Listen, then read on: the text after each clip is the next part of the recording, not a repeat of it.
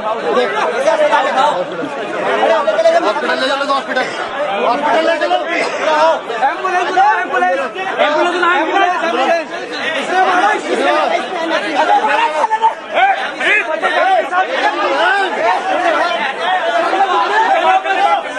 भैया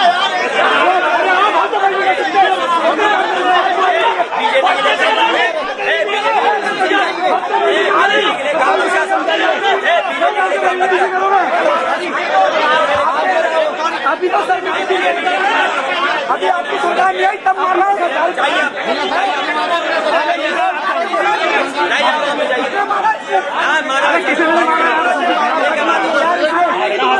अभी तो बेहोश हो गए अभी तो बेहोश हो गए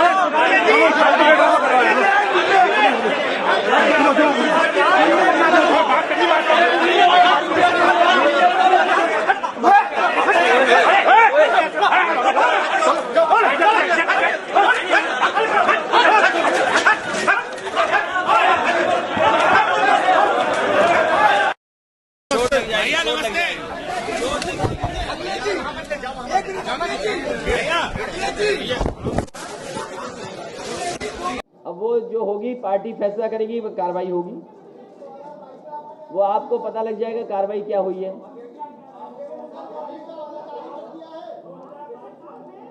मुख्य मुद्दा अभी बता देंगे तो बीजेपी नकल कर लेगी।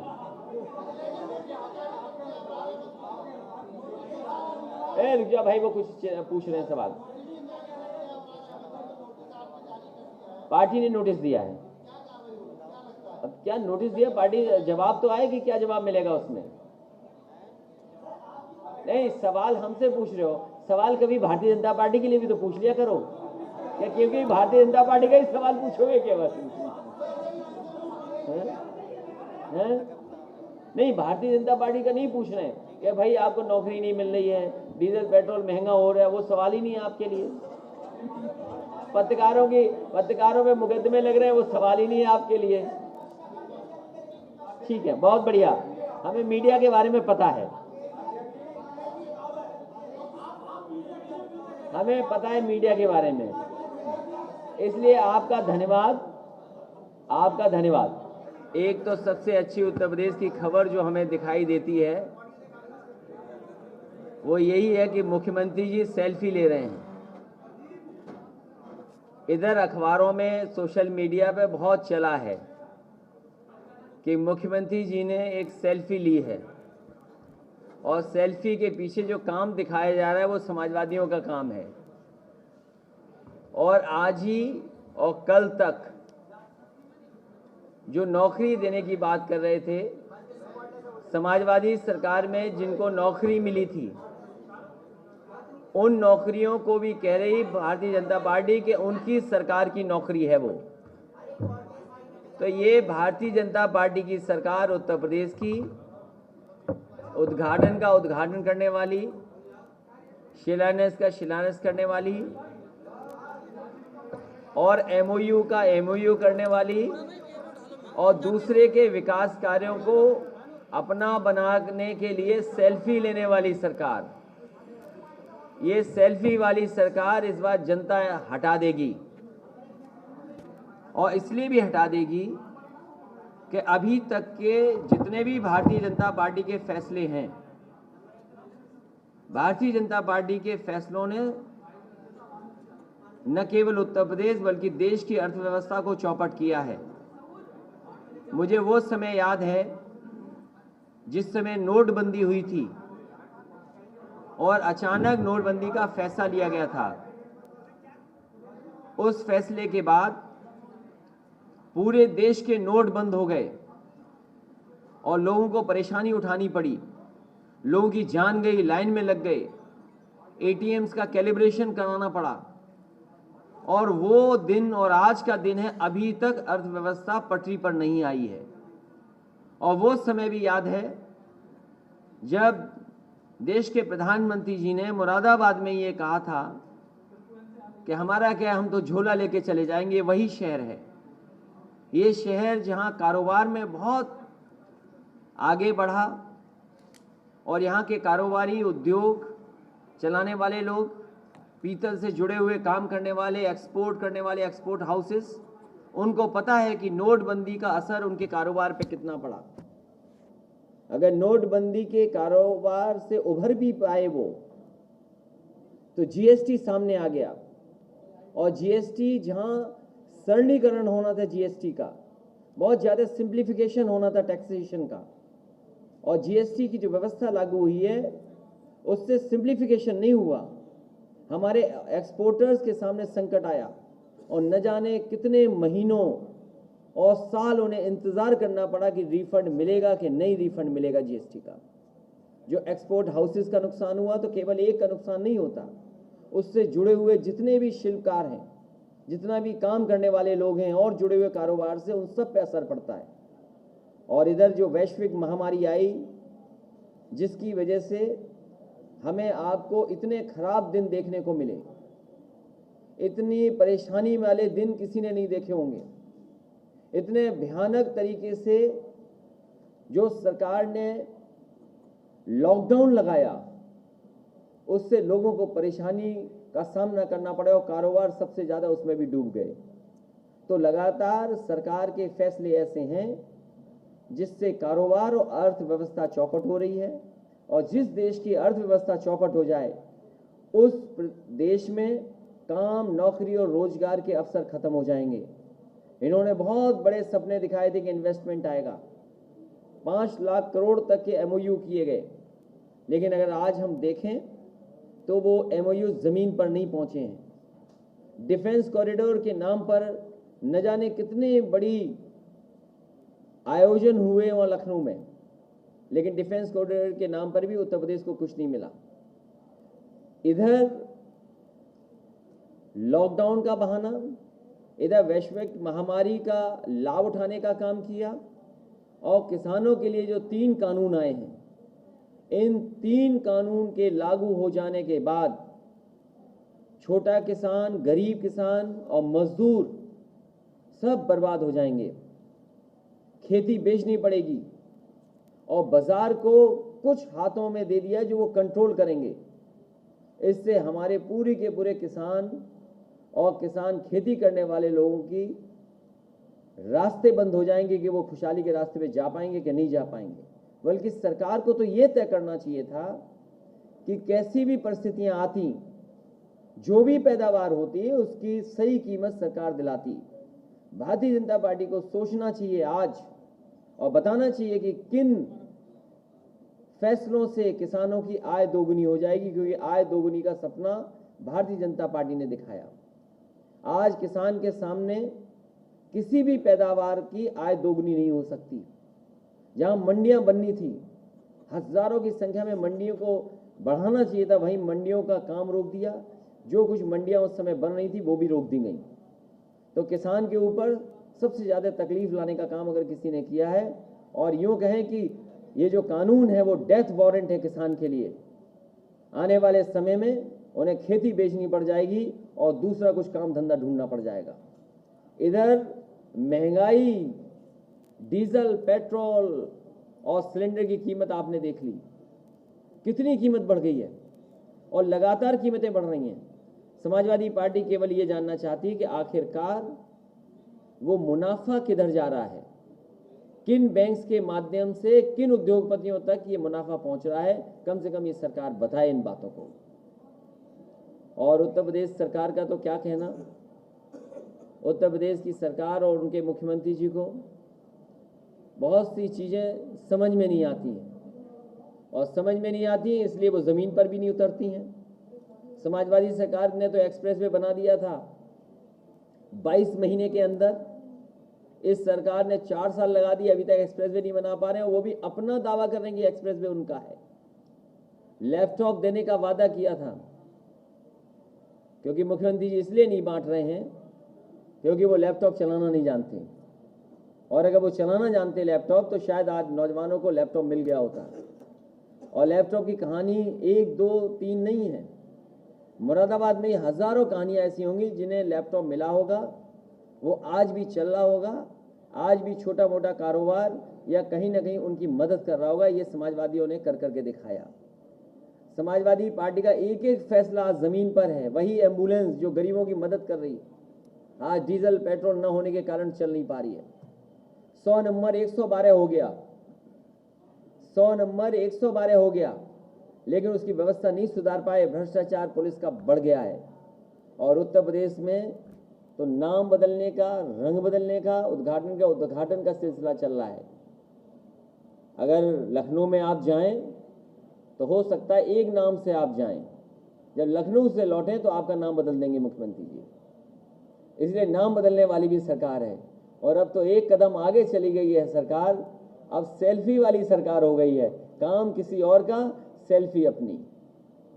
इसलिए पत्रकार साथियों, हम आपका धन्यवाद देते हैं, आपका भी सहयोग चाहते हैं कि लोकतंत्र को आप भी बचाएं।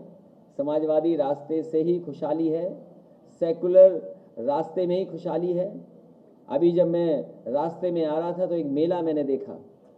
हमारे सांसद जी एस.टी. हसन जी के घर से जब मैं लौट रहा था तो एक बाईं तरफ मेला लगा हुआ था। मेले में आप देख सकते हैं कि हमारी मिली जुली तहजीब दिखाई देती है। यही गंगा जमनी तहजीब है कि जहाँ पर हिंदू और मुस्लिम एक होकर के जाएं। और आज ही मैंने मेले में देखा, और ये हमारे देश की परंपरा कोई आज की नहीं है, ये हजारों साल पुरानी है। ये गंगा जमनी तहजीब हमारे देश की, जहाँ सभी धर्म मिल करके रहते हैं। और इतना रहने के साथ साथ जो इंटर रिलीजन फेथ बढ़ा है कि हम मेलों में जाते हैं, वो हमारी मज़ारों पे आते हैं, या हम उनके कई कार्यक्रम में शामिल होते हैं, वो हमारे कार्यक्रम में शामिल होते हैं। शायद दुनिया में कहीं देखने को नहीं मिलता होगा। ये जो हमारे देश की खूबसूरती है उसको ख़त्म करने का काम भारतीय जनता पार्टी कर रही है, लेकिन इनकी सब साजिश, षड्यंत्र और सब चालें जनता समझ गई है। आने वाले समय में जनता इनको जवाब देगी, किसान जवाब देगा, मजदूर जवाब देगा, नौजवान जवाब देगा, माताएं बहनें जवाब देंगी, और पत्रकार लोग भी तैयार हैं इनको जवाब देने के लिए।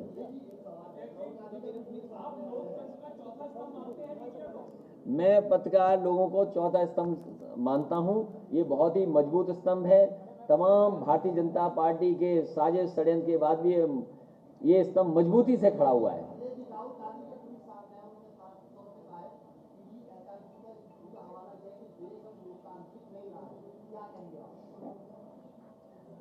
देश के अंदर और खासकर उत्तर प्रदेश के अंदर कानून व्यवस्था नहीं पुलिस देख रही है। यहाँ की सरकार पुलिस के माध्यम से जो पॉलिटिकल लोग हैं उनके खिलाफ साजिश और षड्यंत्र कर रही है। और आपके बगल में तो जीता जागता उदाहरण है। अरे मोहम्मद आजम खान साहब के खिलाफ कितने मुकदमे दर्ज हैं? 1, 2, 3 नहीं, न जाने कितने मुकदमे दर्ज हैं। और फिर जिन अधिकारियों ने मुकदमे दर्ज किए हैं उनको गिफ्ट मिल रही है, उपहार मिल रहे हैं, कुर्सियां मिल रही हैं। तो सोचिए आप, तो लोकतंत्र कहां बचा है?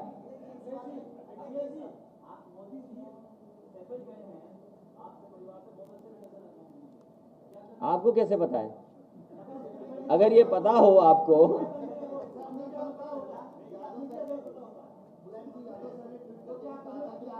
नहीं, इनका सवाल सुन लीजिए, इनका सवाल। अरे दोनों ही लड़ जाओगे तो एक का सवाल आने दो, पीछे नीले वाले का आने दो सवाल।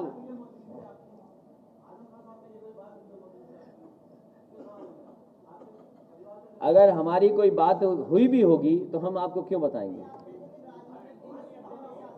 ये सच है कि ऐसा पॉलिटिकल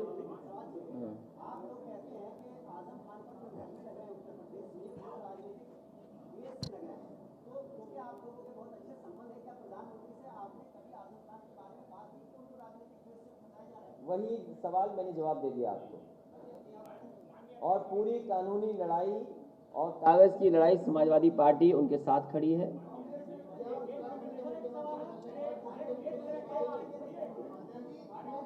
जो उत्तराखंड में बदलाव आया है, जो उत्तराखंड का बदलाव आया है, वो उत्तर प्रदेश में भी बदलाव हो सकता आ जाए।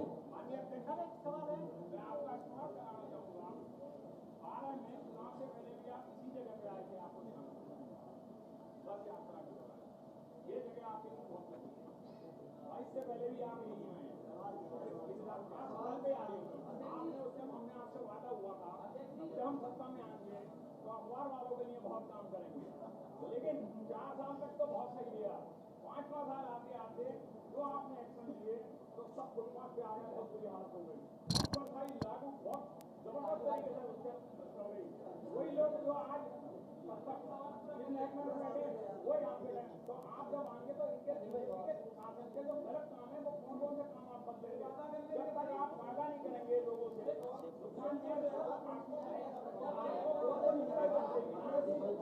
वादा करेंगे तो आज ट्रस्ट हैं लोग उन्हें वादा करेंगे आपके आने के बाद उसको हम सही करेंगे वरना आप करेंगे तो बीजेपी कर गई तो आपको वादा करना होगा ना। बहुत लंबी बातें कही हैं, लेकिन अच्छी बात ये कही कि ये जगह शुभ है। पहले भी यहाँ से जब वापस लौटे तो सरकार बनी, आने वाले समय में भी 22 में सरकार समाजवादी पार्टी की बनेगी और बहुमत से बनेगी। जहाँ तक सवाल रास्ते का है, मैनिफेस्टो जब आएगा और जैसे जैसे चुनाव करीब आएगा बहुत सी चीज़ें आपको साफ हो जाएंगी और बहुत से मुद्दे जो जनता के बीच में हमें रखने हैं, जो आज जिन मुद्दों से जनता परेशान है, उन्हें धोखा दे करके सिलेंडर दे दिया उज्ज्वला, आज कोई सिलेंडर नहीं भरा पा रहा है। उन्हें कहा कि हम कीमतें नहीं बढ़ने देंगे, आज डीजल पेट्रोल कितना महंगा हो गया। ये वही भारतीय जनता पार्टी के लोग हैं जो दूसरों पे आरोप लगाते थे कि डीजल पेट्रोल क्यों महंगा हो गया। ये आप लोग अपना आपस में बैठ के तय कर लो, सुझाव हमें दे दो, वही फैसला कर देंगे हम। समाजवादी पार्टी किसी भी बड़े दल से कोई गठबंधन करने नहीं जा रही है। समाजवादी पार्टी छोटे दलों को साथ लेकर के चुनाव लड़ेगी।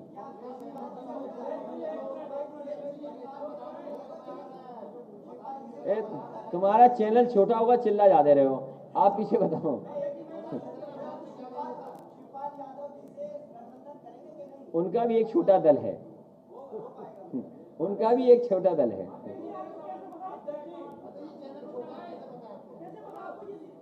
मुझे इसलिए कि पीछे खड़े हुए ले रहे हैं, आपका पता ही नहीं लग रहा चैनल है, पोर्टल है कि मोबाइल है, यही नहीं पता लग रहा है। लेकिन दूसरों की हंसी से मुझे पता लग रहा है कि कुछ ऐसा ही है। हम लोग बहुत प्रेस के लोगों से मिलते हैं, आराम से पता लग जाता है ये क्या है। लेकिन न्यूज़ दिखाना, न्यूज़ अच्छी दिखाना।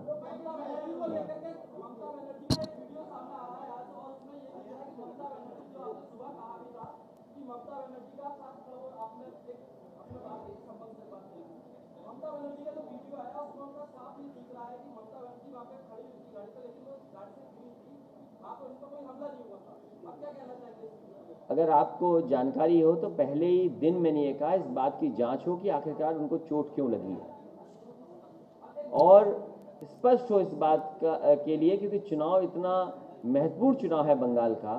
भारतीय जनता पार्टी अपनी पूरी ताकत लगा रही है और मुझे भरोसा है बंगाल की जनता पर कि एक बार फिर वहाँ की मुख्यमंत्री दीदी ममता जी को दोबारा जिता करके जनता भेजेगी। और इसका समर्थन हमारे राष्ट्रीय उपाध्यक्ष आदरणीय केमरे नंदा जी बैठे हैं, वो वर्षों वहाँ पर मंत्री रहे। हमने और राष्ट्रीय उपाध्यक्ष जी मिलकर के वहाँ की पार्टी को पूरा का पूरा समर्थन देने के लिए कहा है कि जो भी हमारा कार्यकर्ता नेता है पूरी तरीके से बंगाल में ममता बनर्जी जी के साथ खड़ा हो।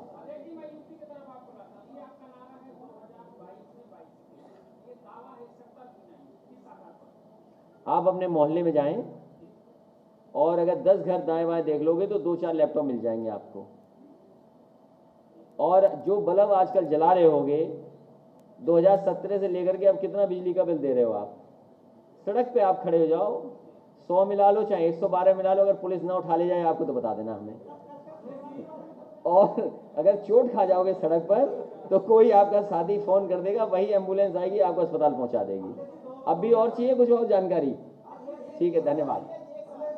और अगर पत्रकार मरते थे तो सरकार से 20 लाख रुपए हम मदद करते थे।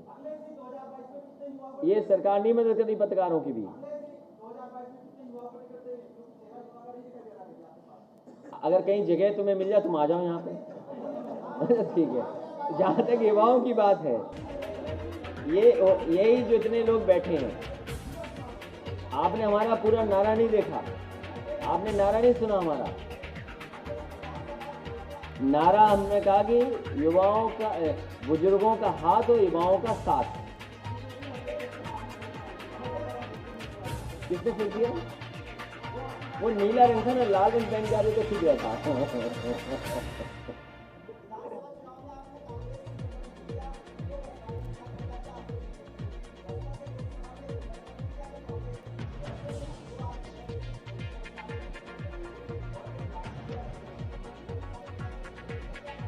समाजवादी पार्टी ने इसलिए फैसला लिया है कि बड़े दलों से गठबंधन नहीं करेंगे, छोटे दलों को साथ लेंगे और समाजवादी पार्टी का बड़े दलों के साथ कोई अनुभव अच्छा नहीं है।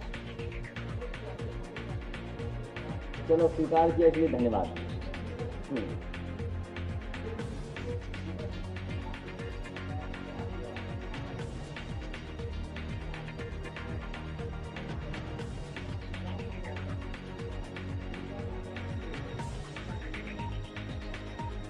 मैं केवल इतना ही कहूँगा कि बंगाल की जनता एक बार फिर ममता बनर्जी को जिता करके उन्हें मुख्यमंत्री बनेगा।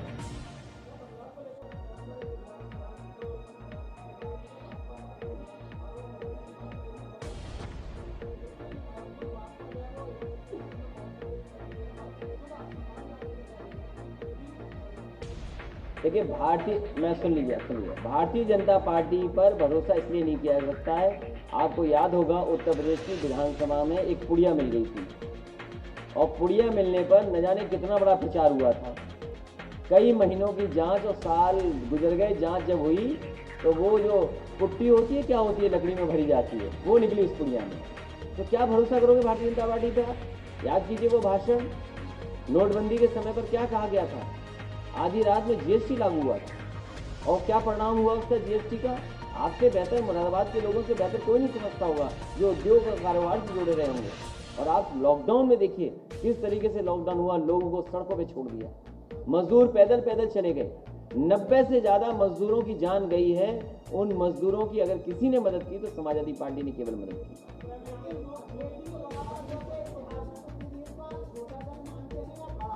समाजवादी पार्टी ने सभी छोटे दलों के साथ रास्ता खोला हुआ है कि जो साथ आना चाहेंगे आ जाएं।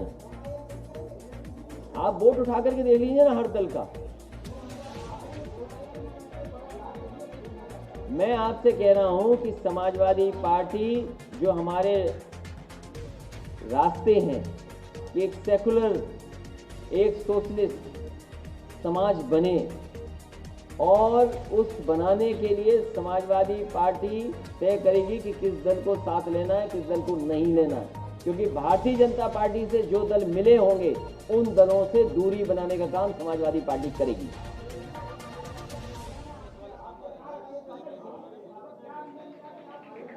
अब छोड़िए, बहुत बात हो गई, अब तो सरकार बनने जा रही है।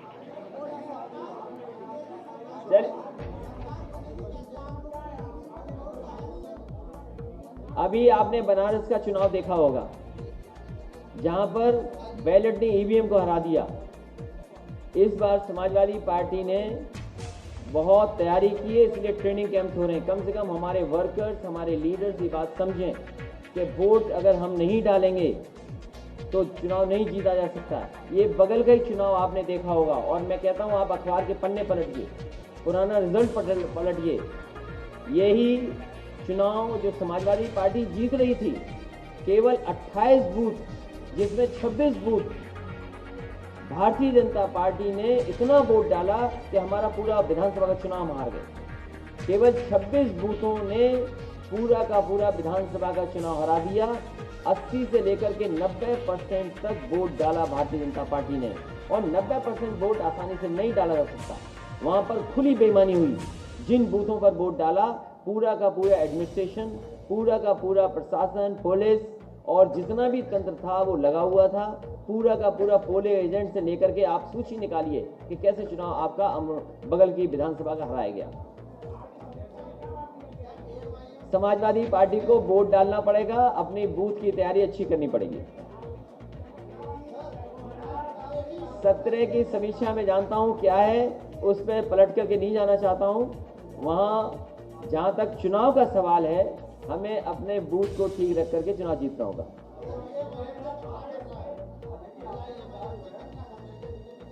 जो पार्टियां भारतीय जनता पार्टी के लिए काम कर रही हैं, उन किसी भी पार्टी से मिलने की जरूरत नहीं है। दूसरी बात, यहां पर जनता, पूरे उत्तर प्रदेश के लोग भारतीय जनता पार्टी को हटाना चाहते हैं। जो दल भारतीय जनता पार्टी को हटाना चाहता है उसके साथ जनता खड़ी है।